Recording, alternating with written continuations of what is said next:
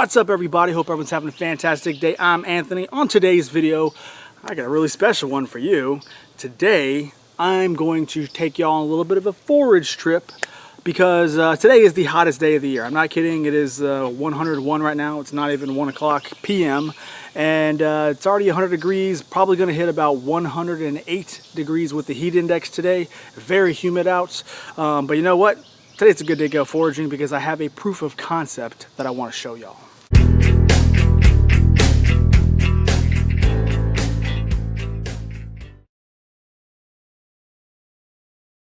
That's right, today is all about a proof of concept. What's that mean? Basically, I'm trying to show you the importance of foraging, why it is so good to know this stuff, because there's always going to be food around, and I like to hear excuses from a lot of folks. Well, you can't really find anything right now because everything's burnt because it's the middle of summertime, everything dies out in the heat of the day, or vice versa in the wintertime. You can't find anything in the winter because everything's frozen or cold or yada, yada, yada. Well, in reality, you can find something to eat almost every single day of the year, and I wanted to prove that to you with a proof of concept video because it is July 27th in South Carolina. We have heat index advisories all over the place. It's very dangerous right now, so you got to know what you're doing when you're out. You got to be acclimated to this weather. Since I work in construction, I work in this all the time, so I have a little bit more endurance for this type of heat than your average bear. But you know what? I have to prove to y'all that you can still find food even on the hottest day of the year if you live in an area like mine. As always, since we are foraging, we are going to make sure that we have a hat to keep the sun off of our face and ears. We have a mushroom knife because obviously I'm trying to find mushrooms as well. It's got the bristles so I could, get all this dirt off the mushrooms, and it's got the knife where I can actually cut the mushrooms from the ground or tree depending on wherever I find them. I have a basket with a towel so I can have somewhere to put them, and of course I'm wearing snake boots just to make sure that when I run across a snake, not if I run across a snake, but when I run across a snake, if I happen to step on him or get too close, I'm protected. So without further ado, let's go ahead and get started. And before I even take my first step off into the wild yonder, I've already found a piece of food and medicine right here. This is a black walnut. It's a very green hull right now. It hasn't turned brown yet. So you can absolutely hold on to this until it turns brown, or you can use it as medicine like this right now. I've already done a video on that. Check out up here. I'll put a link to it up here and down below in the description. But we are already off to a good start because I'm under 1, 2, 3, 4, 5, 6. There's about 6 black walnut trees around me, so I'm gonna see how many of these I can find first before I even get into the part of the property that actually has mushrooms on the ground. Alrighty, so first stop is by a log I know carries these wood ear mushrooms. A lot of them are older, a lot of them the heat have fried, but we just got a decent rain a couple days ago and we got some decent ones ready to harvest, so I'm gonna go ahead and pick a few of these so I can add to dinner tonight. Alright, also, I'm not just foraging for food, but hunting season's about 50 days away, so I need to pattern where my deer are coming from this year.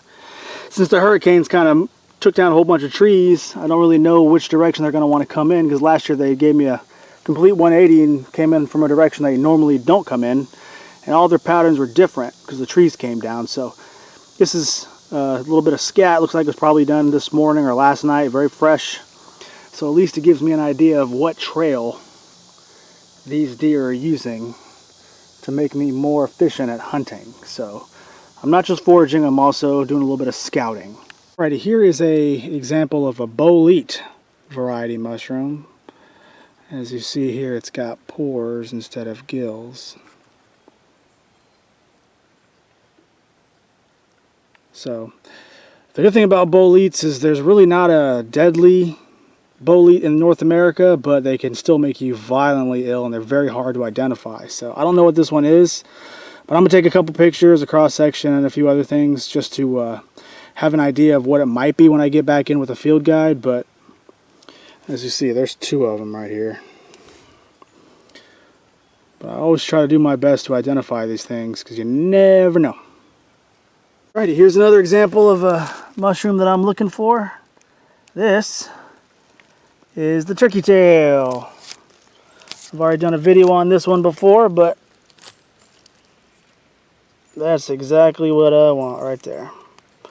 This is highly medicinal, very good for fighting cancer, and since I have quite a few friends that are battling cancer right now, I'm going to grab a whole bunch of these and make a tincture so I can send to them. But yeah, that's exactly what I'm looking for right there. And look, I got another wood ear right there. So cool. Got a twofer. Alrighty, this one right here, this is what I'm looking for. That is a little chanterelle. And there's a few more, so I'm sure there's probably another bit floating around here, but yep. Got me a chanterelle. Well, would you look at there? I got some shiitakes growing on the mushroom logs that I did. Now they're not very big. Nothing on that one, but I got a few coming up here. They're not very big, but in the summertime these things get buggy. So I'm going to go ahead and harvest these now. But these are my saving grace because I really didn't find much, at least big enough to harvest. A lot of stuff was old, so I'll go ahead and harvest these. And there's my competition right there. See?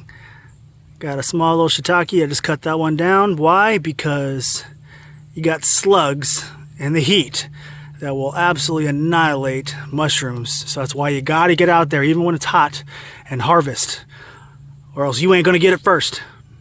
Alright, so there you have it. As you see, I'm sweating up a storm. It's very hot out here today. Been out for about a good hour. Yeah, about an hour. Did about a mile and a half. A lot of microclimates on my property because you got by the creek, which is one little climate, and then you got up by my neighbor's driveway, which is another climate. Then you got over here by my other neighbor's field, which is another climate. So you never know what you're going to get any single day. So whatever may not show up over here, definitely something shows up over here, and it's just, that's why you got to go out and walk. And hopefully this video shows you that you can still at least find food and or medicinals even on the hottest day of the year. That was the whole point of the video. I wanted to show a proof of concept, but I also wanted to prove, you know, a very important part of history. There's a lot of gun guys out here, especially on YouTube, a lot of gun guys, a lot of people who are into military tactics, and all I care about food-wise is just stashing stuff away, or if I can't stash it away, then I'm going to steal it or do whatever, yada, yada, yada. If you pay attention to history, you'll know that every single army from ancient Rome till even the Civil War send out, or would send out, foraging parties for the sole purpose of procuring food for the army. So if you're not considering learning this stuff or trying to at least identify some wild edibles in your area, then you're falling behind your competition. So point blank, you need to figure out how to do some kind of identification. I'm not saying you got to go out and eat it, but at least learn it. It's a skill set I think that's going to absolutely pay off, even if you aren't into the whole preparedness, self-reliant community, even if you just want to hike.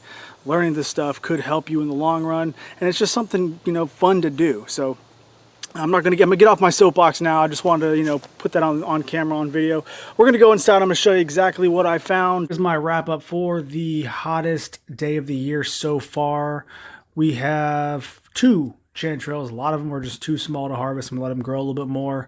We got 5 shiitakes from my logs that I inoculated 2 years ago. We got 5 wood ears. There's a few more out there I left on the logs again to get bigger.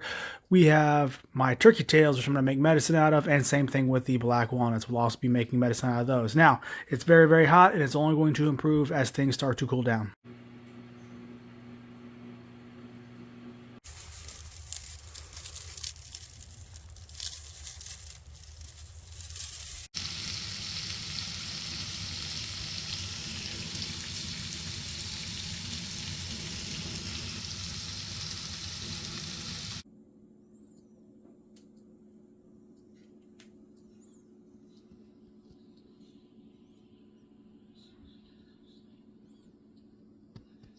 Hope you learned something from this video. If you did, please do me a humongous favor and give this one a thumbs up. I would very much appreciate it. Subscribe to the channel if you were not, and I will catch y'all in the next one, okay? Bye.